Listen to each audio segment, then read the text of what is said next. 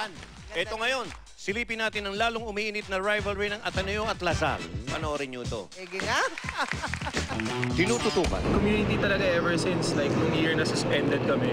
They were there talaga. Pinagtatalunan. It's a match made in heaven. Who will win it? Just look at the color of the sky. I came from Ateneo, but now I'm cheering for Lasal. Go Lasal! Inaabangan Basically, we're just preparing for the finals. Kailangan lang namin mag-focus. ang sagupaan sa basketball ng Ateneo Go Ateneo! 1 big five! at Lasal.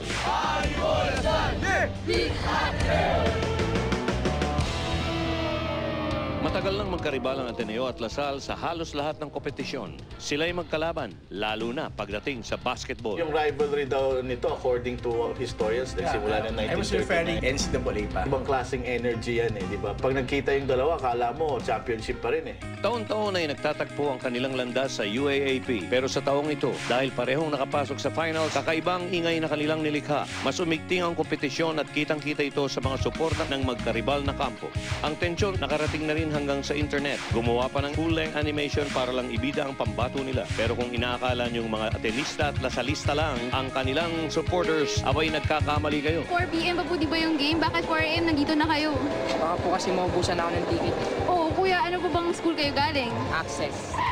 At sa maniwala kayo't sa hindi, sold out ang tickets kapag ang maglalabang koponan sa UAAP ay Ateneo at Lasal. When the time came na pwede na mag-reserve, within 20 seconds after they announced na pwede na, ubos na kaagad lahat ng tickets. Muling sumigla ang mundo ng basketball sa Pilipinas nang dahil sa rivalry ng Lasal at Ateneo. Nakikita nyo sa Araneta ang laro, di ba? 22,000 seat capacity. Sila ang mistulang Crispa Toyota ng makabagong panahon. Kung noon, green versus yellow, ngayon, green versus blue.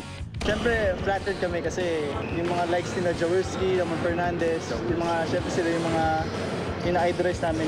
At ito ang matindi, maging ang mga negosyante ay di pinalalampas ang kakaibang popularidad ng sagupaan ito. Ang isang sports clothing line, ang mga players ng Ateneo at Lasal ang kinuhang endorsers. At maging donuts, berde at asul din. Di may kakaila, sikat na nga ang Blue Eagles at Green Archers. Pero ang kapalit ng kasikatan ito, ang matinding pressure na maging kampiyon sa taong ito. Kaya ang parehong team, todo ensayo.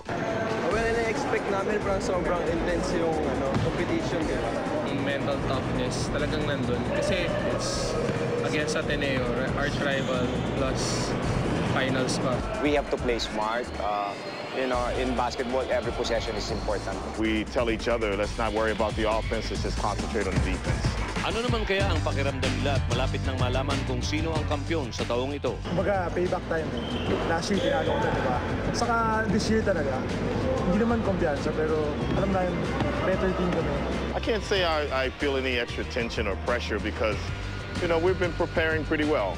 And as they say, preparation is the best cure for pressures. May excitement kasi, we're in the finals and we're really happy to be playing in the finals. I'm quite happy playing in the finals. At least we'll get a chance to defend our title. Dahil abot kamay na ang kampyonato, alam nyo ba na may kanya-kanya rin silang pampaswerte? Kumakain ako ng Bullis Bangos kasi Yung underwear na ginagamit ko rin, yung headband ko, yung suot nila nung last 2 games. So sabi ko sa yun yung suot nila. Pero sa larong basketball, may kasabihang bilog ang bola, based sa swertehing manalo at may mamalasing matalo. Kung sino ang magiging UAAP champion sa taong ito, yan ang dapat abangan. Go Lasal, fight! Came from Ateneo, but now I'm cheering for Lasal. Go Lasal! Yeah!